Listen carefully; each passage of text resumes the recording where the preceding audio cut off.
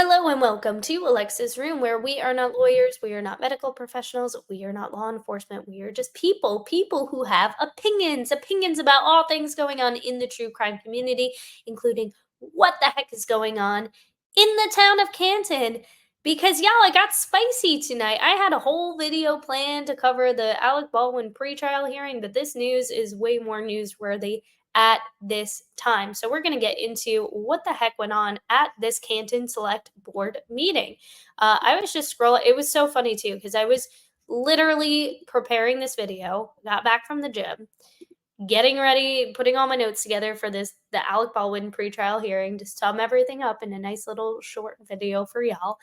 And I go on Twitter, and of course, all hell breaks loose. Chris Albert speaks out about his involvement in the assault of Turtle Boy. Wow. And he also cries victim, which, surprise, surprise, we're obviously not surprised about. And we have some news about Trooper Michael Proctor's buddy, Kevin Albert, Chris Albert's brother. So we're going to get into all of that in this short clip brought to you in part by the Young Jerks. Go give them a follow. I tried finding the exact stream of the replay on the Canton, the Canton Community TV.org site, and I guess it's not ready for upload. Maybe they're still streaming it. So I hope they don't mind, but they do really great groundbreaking work, and I highly recommend you check them out if you're not already. All right, so let's dive in. First, before we get into the Chris and the Kevin Albert stuff, I want to play just a little clip of some of the concerns that were expressed, and I think it'll help paint a bigger, probably a clearer picture of what the people of Canton are actually feeling and how divisive things are. Because yes, there are a lot of people who are pro Karen Reed, free Karen Reed, justice for John O'Keefe, and then there's still a handful of people who are on the side of the McAlbert Mafia. So it is very divisive at this time. I assume that I can't even imagine just being in that area. But these concerns and these issues and just levels of corruption just go way deeper and way beyond. And this is kind of what I've been suspecting. I mean, Brian from LTL also brought up a good point. He was streaming this as well too. Of we all need to just do a better part of participating in our own local governments. There was a case that just broke out in Davidson County here where I think a Missouri woman was murdered, found in a cemetery, and her boyfriend was released on bail in my county. So, and that doesn't make me feel good. That doesn't make me feel good that that kind of stuff is going on. Not only for my own safety, but for the safety of others too. And it's garbage. What are our tax dollars going towards? So anyways, I digress, and I'll probably shoot a quick video on that as well too, just because I want to bring that news to light as well. But let's go into what's going on with the Canton Select Board tonight.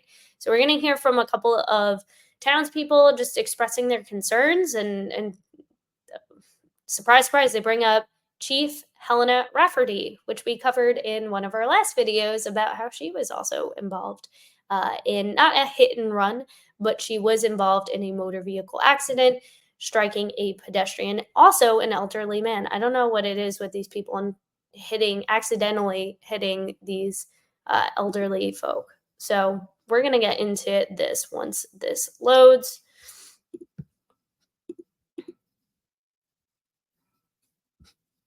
Policies and ethics of select board members. After submitting my comments, Town Administrator Charlie Duty let me know that his office would work on this, and they thought it would make sense to perform a complete update of the administrative code, not just this one section, and that made total sense to me.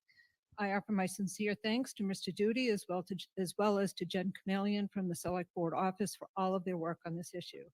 However, the revision to the standards, policies, and ethics seems to have gotten a little derailed. I'm not sure if it was due to an attempt to include other boards, or maybe this is going to fall under the Bylaw Modernization Committee. I'm not sure. But either way, we continue to see that certain select board members continue to ignore the spirit of the current guidelines, notably swearing at and threatening to assault an individual on the sidewalk right in Canton Center. And what are they talking about? They're talking about Mr. Chris Albert. Well, to be fair, I mean, I wasn't there, but from what I gather in the clip, and I'll bring up the Turtle Boy clip again because obviously he tells his own story way better than I could. Just to give you clarification of like who these people are, and essentially Chris Albert like cheering them on, like a proud dad. Like it's just so gross. This is outside of CJ McCarthy's, which was the first bar that John O'Keefe and Karen Reed went to before they went to the waterfall. And then this is also just a couple of doors. It looks like it's at least 1 or 2 doors down from D&E Pizza, which is owned by Mr. Chris Albert. So let's just watch this really quick clip, just to give you context of the who is who and why this is relevant to the concerns that these townspeople are expressing. As it turns out, this is Chris Albert Jr., Juliana Nagel, Colin Albert, and then Chris Albert. There's Ryan Nagel, and I guess this is Sam Nagel. So again, let's just backtrack. How many of those folks are witnesses in the Karen Reed trial? As it turns out, this is Chris Albert Jr., 1, Juliana Nagel, Colin Albert, and then Chris Albert. 4. There's Ryan Nagel, 5. and Oh, I'm sorry, 5. 5 of those folks who were all like googly-eyed over the fact that Turtle Boy is there, I guess this is Sam Nagel. staring him down. Loser. Loser. Keep going. Have fun. Have another beer and then you go home. What do you mean? Turn it off for the video? You're obsessed. What do you mean? You're obsessed. It's fucking loser. You're a loser too, by the way. I'm sorry. You're beautiful, but you're a fucking loser. Like, these are the people, and like, you know, he's just the outcast loser brother, but like, these are the people that the select boardman is associating with. And what is that? What is he holding there? Is he holding a camera? Not as big a loser as this fucking. So that's video. Not that he doesn't have a right to film what's going on as well too, because Turtle Boy is obviously doing the same thing. And I know a lot of people have different opinions about Turtle Boy, but again, this is all going down in the middle of the street, the square of Canton. And at one point, I do recall, and I'm not going to play the whole video. I just want to, again, show the connection of, okay, Chris Albert there. 5 of the witnesses that the state called were in that video. It's just insane to me. So I just wanted to show that real quick before getting back into that to give you further context. I did a video on this. So you can check it out. I'll link it in my description below. But if you want to see like the full unfiltered, uncensored original version, definitely check out Turtle Boy's video. I will also include that. And two of the folks who end up showing up in that video later on. Ooh, balloons, yay. Jim Farris, who works at D&E Pizza, he assaulted Turtle Boy on camera.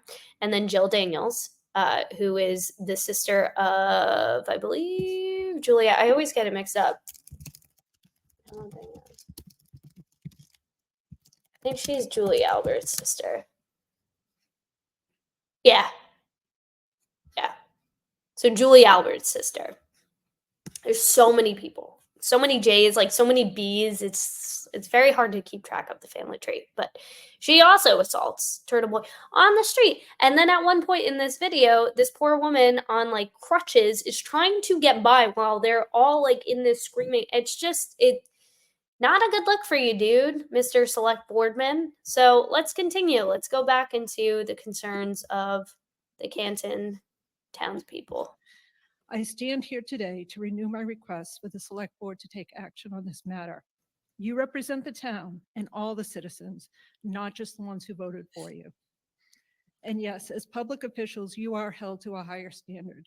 This continued behavior reflects poorly on the town and has the potential to expose the town to liability. To be clear, this is not about the Reed case or any other matter. It is about leadership and leading by example. It is disingenuous to sit there and object to lack of civility when one of your own members acts in an uncivil manner with no comment or consequences from the rest of the board. Thank you. Thank you, Ms. So no comment. It gets a little bit feistier from a few more people. At one point, it looks like security was called on one of the women who was speaking as well too. That part wasn't like filmed and then it eventually panned back over. So I don't know if there's any other footage. This is all fresh. I don't know if this will even hit mainstream news. This is why we want to bring it out to you tonight. And again, I hope the young jerks don't mind that I'm using this clip. I just wanted to give the full context. So please, please, please give them a follow. I will link their channel in the description below. This guy coming up is very well spoken. He just calls out everything. Since we weren't afforded the opportunity 2 weeks ago to address items that were listed on an agenda with the reappointment of the police chief, and I had planned on going through and asking each one of you guys how you voted and what you some of the questions you asked her were. How was the And behind him is Rita Lombardi as well too. She's been kind of like a spearhead in the Free Karen Reed movement for sure. Very, very strong woman. Very determination decided on to reappoint Helena Rafferty to a 1-year contract? Did you interview and assess her performance one-on-one, or was it done as a group? Does the chief recognize the missteps that have occurred in the Canton Police Department investigation and the death of the Officer John O'Keefe? Can you tell us what some of the questions you asked her were? What, if anything, did you ask her about her department's lack of following proper procedures and policies? That's my favorite part. So he's gonna keep like pulling a Lally. And at first I was like, oh, that's fun. I'm like, I wonder if he did that on purpose, but then he keeps repeating it and it's just so good. It's perfect. Give it to What, if anything, did any of you ask her about the importance of interviewing, separating witnesses, and recording witness statements? What, if anything, did you ask her about the collection of evidence, the proper? You guys remember too, sorry to cut you off, my dude, but remember from Proctor's testimony, he said sometimes we record if we feel like it needs to be recorded. Like, what the heck does that even mean? Meanwhile, who was it? Tully flies out to California to interview that chick, Natalie, for the Turtle Boy case. Like, I'm not understanding. I'm not understanding why you deem certain statements, certain interviews worthy of interviewing or worthy of recording rather, and others not. And then they magically have body cams all of a sudden later on when they're arresting Turtle Boy. Like, it's so bizarre to me. It's so bizarre. Do you have these questions? Because I have these questions. But let's get proper storage of evidence in the chain of command on evidence collection. What, if anything, did you ask her about recognizing and adhering to conflicts of interest? You know, such as when the chief at the time, Chief Berkowitz, called District Attorney Michael Morrissey's office at 8:30 a.m. on January 29th and talked about the Canton Police Department recusing themselves because of a conflict of interest. When through testimony, we learned that the Canton Police Department actually did not adhere to this recusal. We had a Canton police officer, Kevin Albert, arranging witness interviews days later. This guy's brother. And just look at that smug look. Ugh. After they were recused. At 8:30 a.m. on the 29th, the state police took control of this investigation. Why were the Canton police officers in the Sallyport at 5 p.m. on January 29th? And why was an ATF agent also in the Sallyport? The ATF has no jurisdiction on this case at all. Yet Brian Higgins was allowed to be there. Who were the 3 officers that were not identified at 34 Fairview? Great question. Did any of you ask her how an inverted videotape was turned in as evidence? Did any of you ask her how 40 minutes is missing off the Sallyport video? And what about the copy and pasted timestamp that wasn't inverted? What about that? How about the library video? And what, if anything, was done in regards to the testimony in the text messages read from State Police Sergeant when they were driving around the Cape in a State Police cruiser, shit-faced, and the Canton police officer, Kevin Albert, lost control of his badge and his gun. Were they ever recovered? So that's a great point, and that's a great segue into this clip. So I know I already made a video on Proctor's full testimony. Again, I will link that in the description below, but just so we can hear what he's talking about, this is Proctor during cross-examination when Jackson's like, okay, like we already established that you know Julie Albert. I mean, you trusted her enough to ask her to babysit your kids. And I like his answer. He's like, oh, I'll just leave my kids with anybody.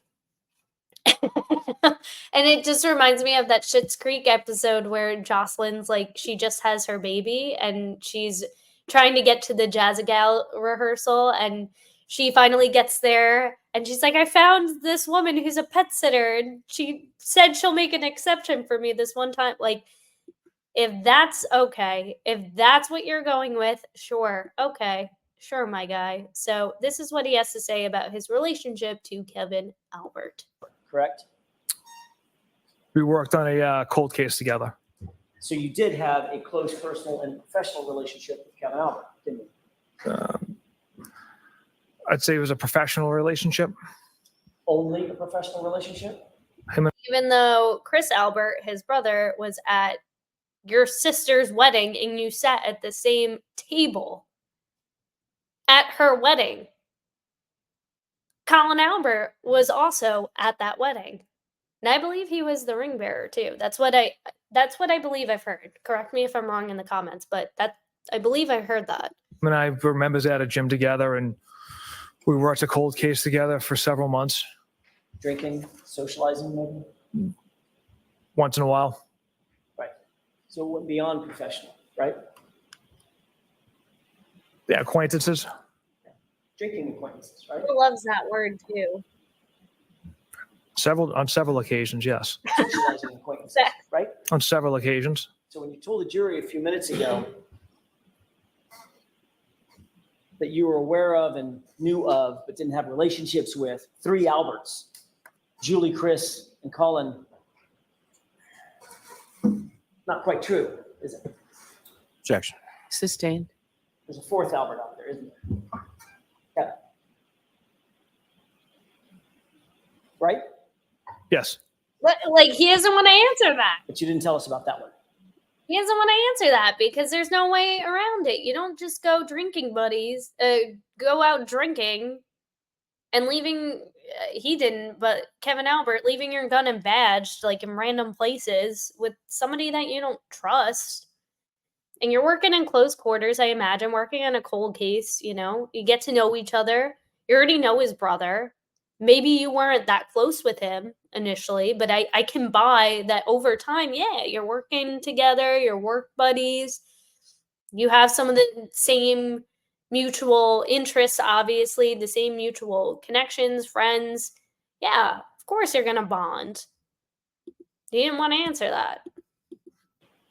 Objection. I'll allow it. Correct? Can't get around I it. don't consider that a relationship. It's Well, let's look at that. Yes. 5 months into this investigation, in July of 2022, you were actually continuing to socialize with Kevin Albert, weren't you? yes. On July 19th, 2022, you and Kevin Albert went out drinking together, didn't you? He's got to look at his notes. Like, yeah. He's like, we did. Trooper Proctor, I'm not asking you to look for anything in the binder at this point. I'm asking for your memory. I don't recall that. You don't recall the date, or you don't recall July 19th, 2022. you don't recall the drinking? It's like not a trick question. Did you go out with him? Yeah, I could have. I don't know the exact date, but yeah, I hung out with him. Why is that so hard? The date itself, sir. Why don't we turn to tab 13? Yes, sir. Do I have a number or a letter? We're still in tab 13. Are we still in tab 13? All right. So what page, Mr. Jackson? Page skip ahead a little bit. May I? Yes. Thank you. Trooper Proctor, are you on 2602? I am. The fact of the matter, does that refresh your recollection that on July 19th, 2022, you and Kevin Albert have been out drinking together?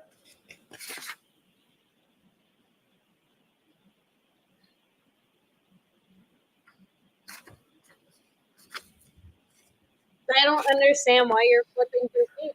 You could just say, yeah, maybe, I don't recall. The exact date, but yeah, we went out drinking. It does. In fact, the two of you got so drunk that Kevin Albert left his badge in your cruiser and couldn't find his gun the next morning, right? Objection. Overruled. It was a good overall. I can't speak to any level of intoxication, but I don't recall either of us being intoxicated. Got it. So isn't it true that at 7/20, July 20th, 2022, the day after at 8:39 in the morning, you texted Kevin Albert, quote, "Found your badge in my cruiser this morning," end quote, correct? Yes. Then you texted him, "I can leave it in my locker at the gym, drop it off at your station, or leave it in my mailbox," correct? Correct. Kevin Albert responds, "My mailbox. Did I take my gun?" And then included a wince face emoji, correct? Correct. So the fact of the matter is, you two got so drunk that he couldn't find his badge and had to ask you the next morning where his gun was, right? Again, I can't speak to any level of intoxication, whether he just forgot it. I don't I'm know. not asking you about his BAC, Trooper Proctor. I'm asking, have you seen drunk people before? Yes. You've been drunk before. Yes, I have, sir. We've all been drunk before, right? Yes. Was he drunk? Were you drunk that night? I don't recall. It was a long time ago. But he left his badge in your cruiser after a night of drinking. Isn't that right? Yes. Which means you were drinking and driving in your cruiser. Yes. Right? Yes. From what I remember, we were down the Cape working on the cold case together. He's not like even answering the question. I'm not gonna like keep letting the schmuck talk, but you guys get the gist of it. So they're drinking buddies. Kevin Albert left his badge and didn't know where he left his gun as well too, which is just absolutely terrifying. And these people have every right to be mad. It's like, again, my tax dollars are going towards these drunken fools, and I'm supposed to feel safe and protected. And if this is going on in Canton, I can't imagine what's going on here in my county. So it just like really opens your eyes up to what's going on and what you really need to pay attention to when everybody's screaming about, and I'm not getting political at all, but everybody screams about the presidential debates. Let's focus on what's going on with the local government and what's going on here, because this we can actually do something about, right? So again, not going into politics. That's not what we're doing here, but just want to bring up that point. Or was there any disciplinary action taken? I think these are just a few of the things that come to mind. This is your job to ask these questions, not mine. We are the taxpayers of this community. We should have been afforded the opportunity to ask these questions 2 weeks ago on an item that was listed as an agenda item. You were in violation of mass open meeting law. Oh, Thank you. snap. Mass Screamster. An open conflict played a role. On the other hand, thought. Oh yeah, she yeah. So this is the woman, I forget. I think her name is Jen. Independence. Not only did acting conflict between the nation Ms. O'Donnell? the American Revolution began in 1775. Yeah, she gets pretty as an head. open conflict between Deservedly the United so. States She gives and it to him. colonies in Great Britain. Many factors played a role in the desires to fight for independence. Not only did these issues lead to a war, but they also shaped the very foundation of the United States of America. The Americans felt that they should have equal rights to the Englishmen. The British, on the other hand, thought that the colonies were created to be used in the ways that best suited the Crown and the Parliament. This seems a lot like our current reality in Canton. Yep. This conflict embodied Very in tight one of the too. rallying cries of the American Revolution: no taxation without representation. Mm. To me, this sounds like our current day Canton. While we pay all our taxes, our services, leaders, and While police Chris Albert departments only doesn't. service the entitled, selected few, while those entitled in our governance try to silence our concerns. Another driving force behind the revolution was an outcry against the judicial system that was in place, offering yet another airy comparison, ironically enough, involving 6 British soldiers. After 6 British soldiers were acquitted and 2 dishonorably discharged for the Boston Massacre, the British government changed the rules. From then on, officers accused of any offense in the colonies would be sent to England for trial. This meant that fewer witnesses would be on hand to give their accounts of the events and led to even fewer convictions. Wouldn't it be nice to watch Proctor's hearings for his indiscretions? Yeah. This makes matters even worse. Jury trials were replaced with verdicts and punishments handed down directly by colony judges. Over time, the colonial authorities lost power over this as well, because the judges were known to be chosen, paid, and supervised by the British government. Mm. Again, dauntingly familiar. The right to a fair trial by jury of their peers was no longer possible to many. John Adams once said, "Facts are stubborn These things, Lollyisms. and whatever may be our wishes, our inclinations, or the dictates of our passions, they cannot alter the state of the facts and the evidence." What frightens me most is even after watching the same trial for 10 weeks, so many still blindly trust and follow the corrupt Shots. and avoid the facts and evidence that would have convicted Karen Reed. There is lack of it.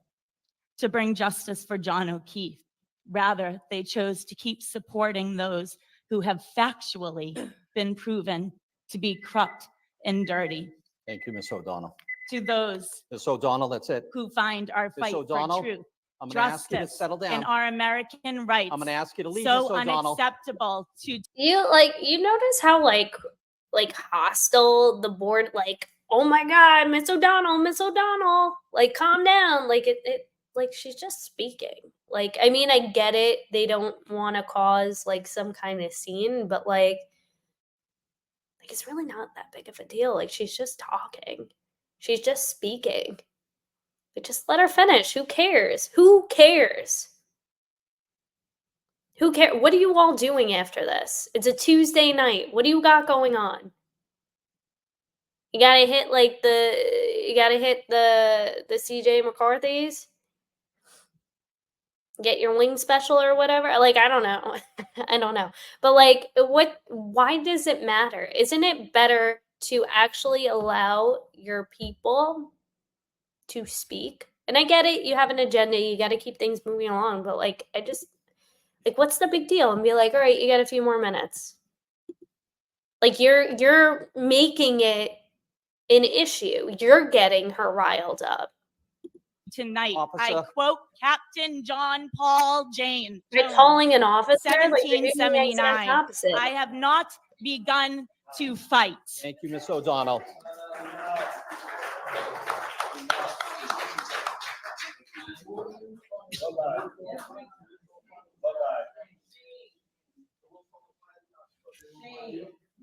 I'm following the rules. We live in America, dude. Question Right. on history. Ms. O'Donnell, please. Talking to me, but I will stay quiet. No need to leave. Exercising my First Amendment. Ms. O'Donnell. Okay, I'm going to speak. I'm going to speak now. Ms. O'Donnell, you're being disruptive to the meeting. I'm asking you to leave. Thank you. Thank you. I have nothing to leave for. I haven't broken any laws. Okay, I'm answering you. I said I would stand here quietly. I will stand here quietly. she only went over a few minutes, a minute. Yeah. Okay, I'm going to, Come on, we're in crisis. For crying out loud. Right. See, like they're like literally like by getting a officer, like you're just getting them more riled up. You're not helping. If you want that, just let them speak. Let them go over a few minutes. Who cares? Why does it matter? No, it's my imagination. I know it's my imagination. All right, folks, please be respectful. Ms. Lombardi, this is it. Yes, thank you. Okay, listen, Rita Lombardi, and I can't believe I'm standing here about to say what I'm going to say. My ancestry goes back in this town to the very early 1900s, and I've always had respect for the Canton Police and the Fire Department because my ancestors served on them proudly, and I always admired them. And I'm shocked that I'm having this discussion right now. But anyways, the issues that we've had in town relate to safety and trust issues. And last week or whatever, you approved the police chief's contract. Yep. And many of us were opposed to that. And I just want to share some of the reasons why we have trust issues here. In 2018, the Canton Police Department responded to a car accident on Pleasant Street near Meadows, but did not locate the driver. An hour or so later, a passerby located the body of Craig Casey. This last year, when Isn't that interesting? She says Meadows. That's where John O'Keefe lived. Interesting. questioned by a concerned citizen, Chief Rafferty's response was, it wouldn't have made a difference to his survival. Instead of owning this failure, that was her explanation. In 2021, the Canton Police Department ruled Sandra Birchmore's death a suicide. It was recently confirmed that Sandra was in fact murdered, something many citizens already knew. Yet there has been zero acknowledgement. I mean, because like you just look at the security cam footage, and I know we haven't covered that. Other channels are starting to cover that as well too. I just like with all of this stuff going on with the Karen Reed case, it's been hard to allocate some of my time because again, I have a day job, but I definitely want to dig into that case more. But yeah, if you look at the security cam footage, how ironic that Matthew Farwell enters her building, goes in the elevator, leaves, and then that's when she passed. That's when she allegedly offed herself. Like, come on. You don't need to be a detective to put 2 and 2 together like that. Come on now. So go, Rita, go. Acknowledgement of this policing failure by Chief Rafferty or an apology to Sandra's family that I am aware of.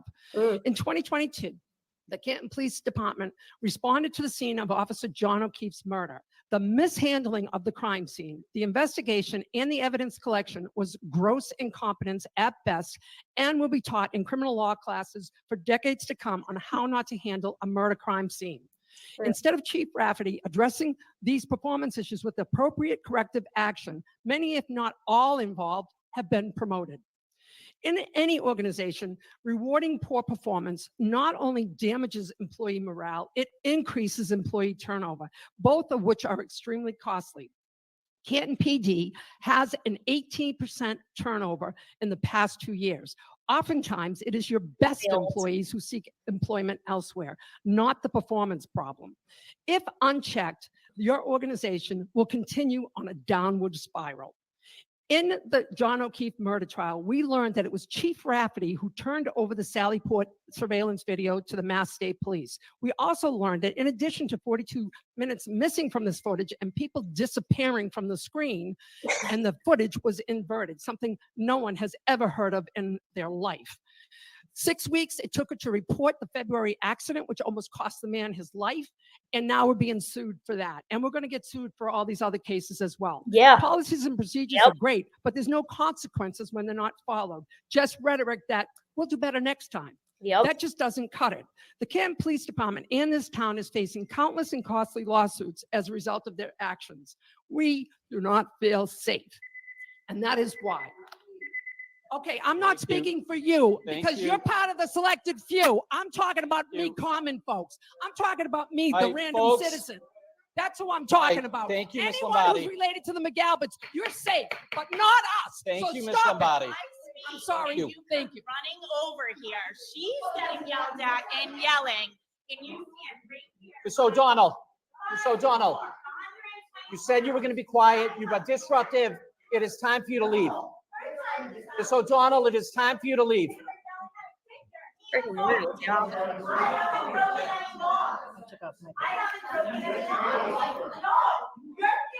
Look how like they just sit there too. Like they don't do anything. They don't care. All right, can we just start our meeting? They're just like, oh, can we just get back to the agenda? Like we don't really care. We don't really care about you guys.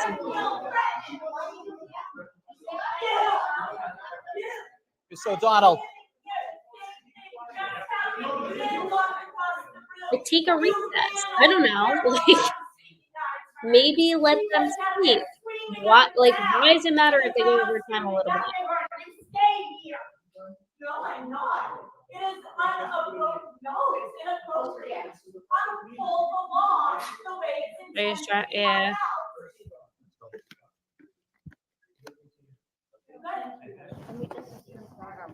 I'm upset because I feel unjustly. No, you're standing in front of me while everyone else does the same thing. So we're gonna skip a little bit ahead. I mean, it's just more of it gets a little crazy. Then they're like, all right, let's move back on. thank you, Ms. O'Neill.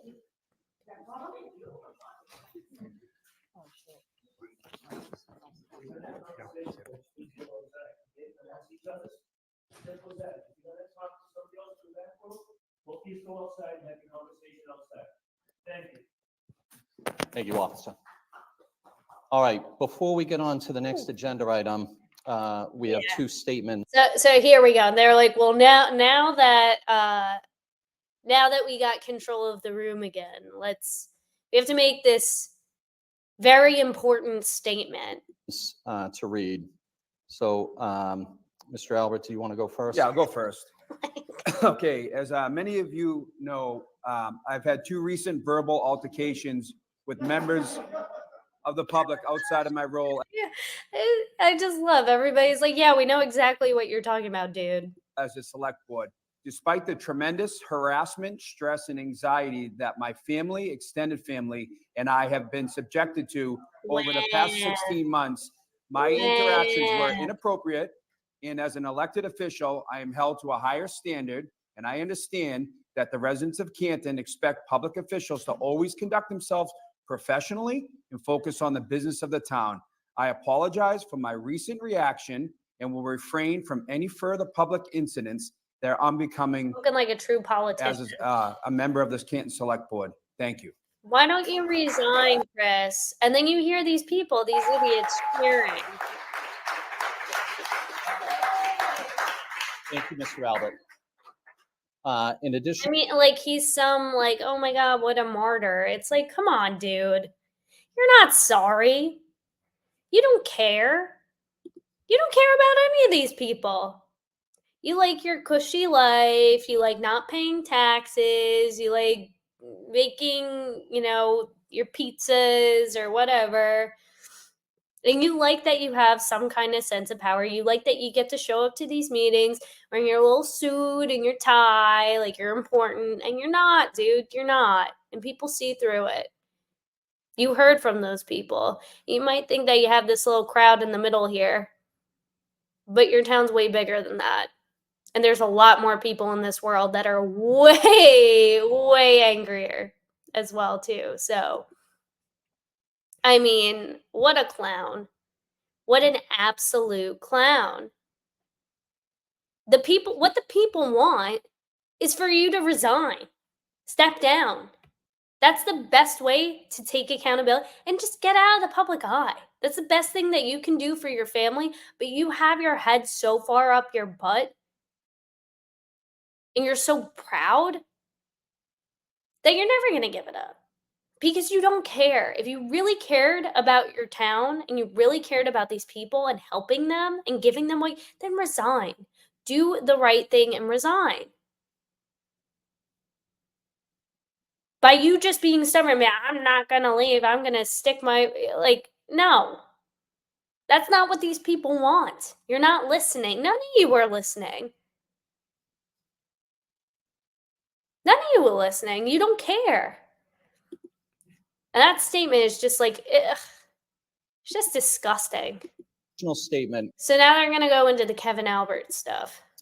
Chief Rafferty has placed Kevin Albert on paid administrative leave while an outside, and please be quiet, while an outside. No, but people can cheer for Chris Albert and his lame, weak ass apology, which isn't even an apology. It's just you crying victim. Me and my poor family. What about John O'Keefe's family? What about his kids? What about Karen Reed? What about her family? What about these people and their families? And all the money that they're spending, their tax dollars are going into trying an innocent woman. What about that? What about that? But they can't applaud at the fact that, yeah, your douchey brother gets suspended. Gets suspended with pay, though, right? Paid Independent investigation is being conducted relative to his actions in a case he investigated with Michael Proctor approximately 2 years ago. Kevin Albert was placed on leave on June 13th and will remain on leave until the results of the investigation are provided by the outside independent investigator. outside independent investigator. So you mean the feds? Is that the entity you were talking about? I would love to know. I imagine, or some kind. I mean, I don't know. I'm only speculating now, but I imagine it's the feds. I mean, like, and he is connected to the Sandra Birchmore case. He is. But I believe not as connected as he was, or as involved as he was in this case when he wasn't supposed to be. So there's that. So that's what was going on tonight at the Canton Select Board meeting. Let me know what you guys think about that. And we're gonna wrap things up in just a few minutes. But I want to read this statement by the state police union about Michael Proctor, because of course we got to talk about Michael Proctor. I mean, we talked about him a little bit earlier in this video, so why not round things off with Mr. Nice Guy, right? Where's the full statement? I had it pulled up before. 1 second, guys. 1 second. Mr. Nice Guy. Here we go. Let me just save it so I can actually zoom in. Okay. Here we go. Can I actually? I'll just do it on Twitter. Okay. So I guess this was released yesterday, or yeah. Oh no, this was released today. Okay, or was written today, this article. And then we'll go into the actual statement itself. But it's just more crying victim. Like, nobody cares, dude. Union says unpaid suspension shifts Trooper Proctor's punishment to his young family. I mean, to be fair, the kids are always the victims in all of this because they can't choose their parent. They can't say, yeah, I wish I had a better dad. I mean, hopefully. I imagine when they get older, because this stuff lives online, they're going to have questions about certain things. And hopefully he does the right thing and he tells the truth. But he's Proctor, so probably not. But I also like doesn't his wife have a job? So like can't she get like benefits that way? And like also you can get free healthcare like if you really needed it. So like you're gonna be fine, dude. Like you're gonna be fine. Trooper Michael Proctor's unpaid suspension in the wake of the Karen Reed trial is disappointing the state police union. Like it's not in good faith to be putting out statements like this. It's just not right now. Like you're just trying to rile and get more people like excited. Massachusetts State Police Trooper Michael Proctor's unpaid suspension is disappointing, his union said Tuesday, also taking aim at the conspiracy theories that continue to plague Proctor's investigation into the death of Boston police officer John O'Keefe.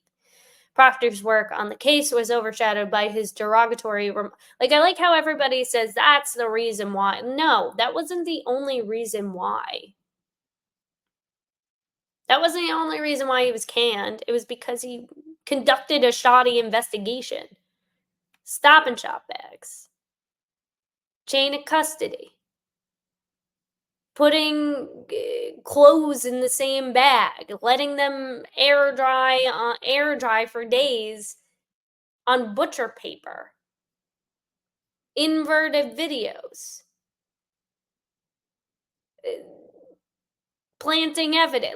It goes deeper than that. So no, it's not just about the derogatory text. And don't downplay it. Boston.com. O'Keefe's girlfriend, alleged killer. Hours after Reed's murder trial ended in a hung jury last week, state police relieved Proctor of duty, which we have a video on if you want to check that out. The trooper faced a duty status hearing Monday, so yesterday, and Colonel John Maughan Jr. accepted the hearing board's recommendation to suspend Proctor. Well, I mean, they forced your hand, dude. You didn't have a choice. An internal affairs probe into Proctor's conduct is ongoing and may ultimately result in charges that would be adjudicated by a state police trial board per an agency spokesperson. And then this is more into what he was saying. Sorry guys, I'm still a little sick. The defense has pointed specifically to Proctor's personal relationships with witnesses, including relatives of Brian Albert. Yeah, Kevin Albert, like we just talked about, who he is drinking buddies with.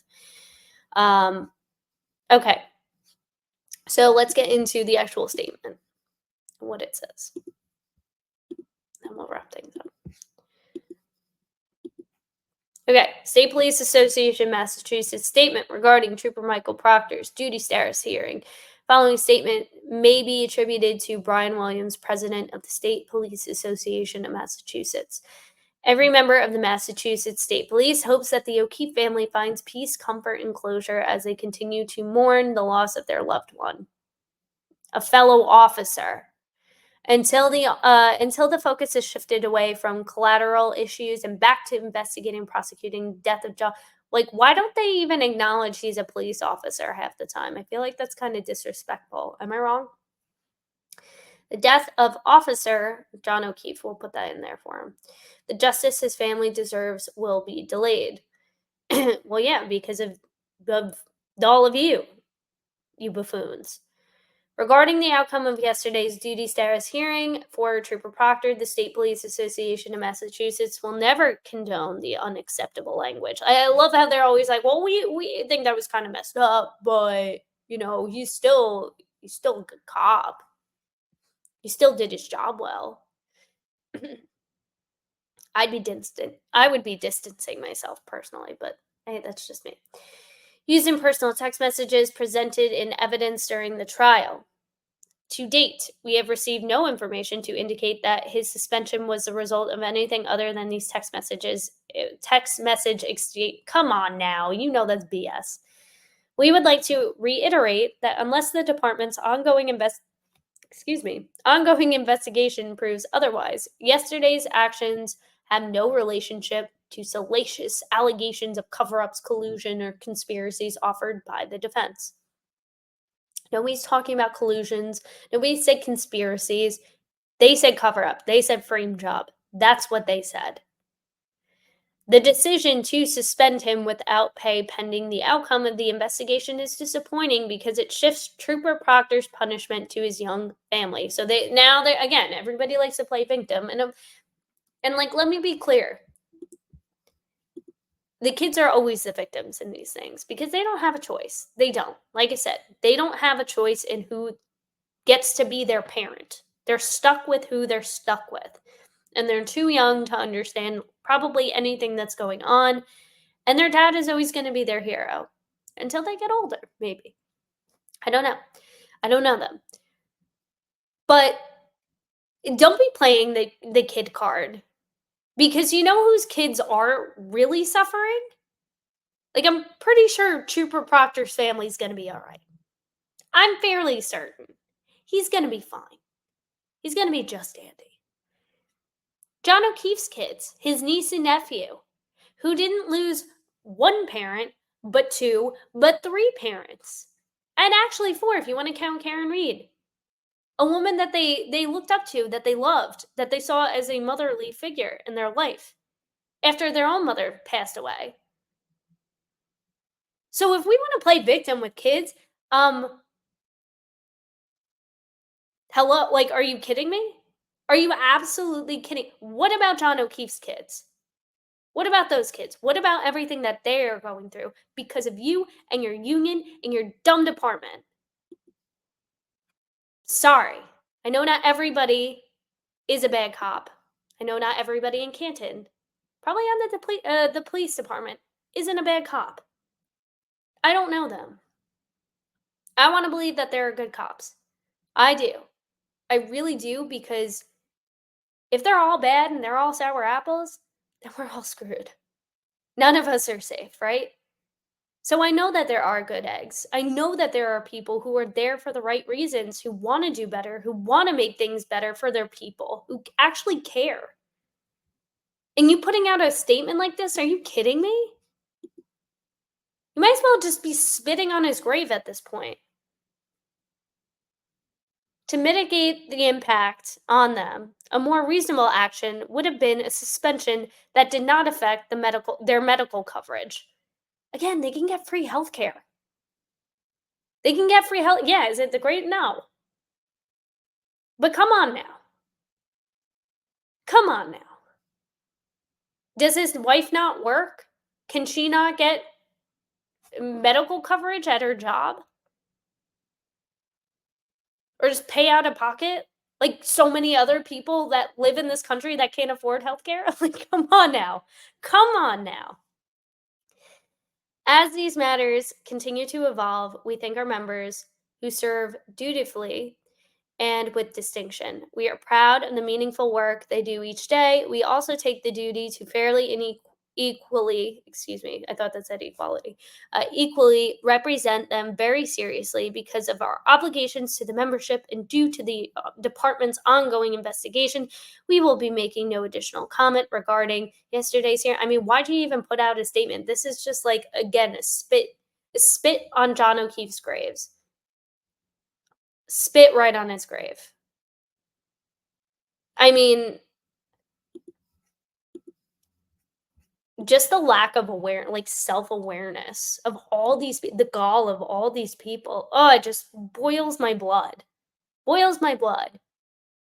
And if you're watching this video and it boils your blood too, let me know in the comment section below. I really appreciate all the support I've been getting, all of you guys just chiming in every day in the comment section. So thank you so much for following along with me on this journey, on this case. Again, we're going to be diving into the Alec Baldwin case next, because the trial is set to start this week. So we will be digging into that. If there are other cases you would like for me to cover, please shoot me an email at alexasrewm@gmail.com. If I don't respond to you right away, do not take offense. I have a J job and I'm still trying to navigate my schedule. So I will be going through everybody's comments, everybody's emails. So just email me if you have a case that you want me to cover, and yeah, we'll go from there. And if you want to make a donation to either this channel, I have the Cash App up there. You can just scan it, make a donation. You're not obligated to, but if you want to support this channel and help us just reach more people with these stories, I would love to dedicate more time, more resources to bringing on the guests that you guys want to hear from, want me to bring on as well. So make a donation there. No donation is too small. Everything counts and really is appreciated. Or if you feel more comfortable making a donation directly to the Karen Reed Defense Fund, I will also link that in the description below too. But just know any donation that does go to this channel, 20% of all proceeds will go directly into the Karen Reed Defense Fund or any other defense fund or case that this community, this channel believes in as well too, because that's what we're all about, is just sharing these stories and just trying to continue to put pressure on these agencies that need to have a spotlight under, right? Thanks so much for watching, and I will see you guys in the next one.